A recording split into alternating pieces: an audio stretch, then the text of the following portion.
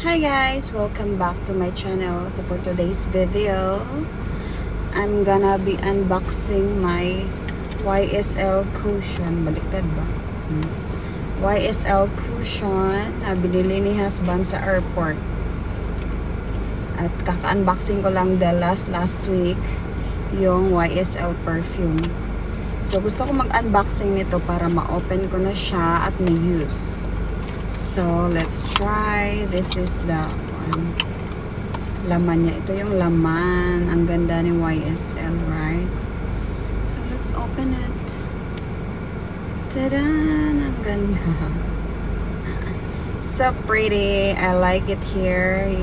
Dito is leather. Then, dito is hardware na gold. Tapos, ganito yung ano niya. Ang tawag nito? Pang ano. So, yan. Naka-sealed pa siya. Di pa natin nagamit to. So, let's open. Tadaan! May nakadikit pa dito. Para magamit ko na siya ba, di ba? Kasi yung hera ko is paubos na. So, let's try this. Oh. Parang ang dami niyang laman. Parang ang puti.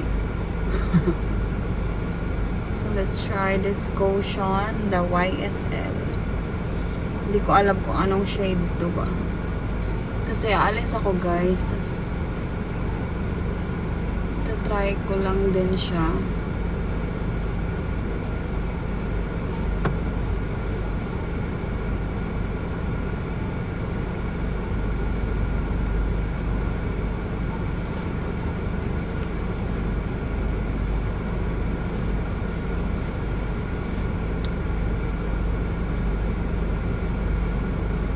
Feel ko magkasing shade lang sila ng hera ko.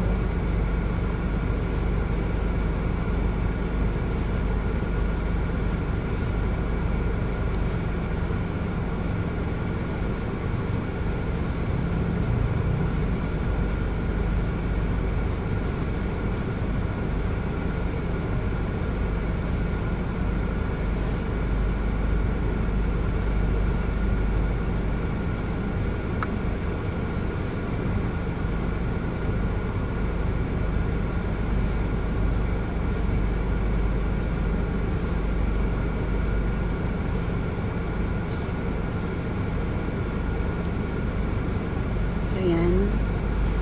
We're done. Ganyan. So, here is so pretty. May ganito. Tsaka dito din may YSL siya. Then, yan. Like that. Ang ganda niya guys, right? So, basahin natin sa likod. May English, may Korean din siya. Tsaka may Chinese. So, Luminous Matte Cushion Foundation.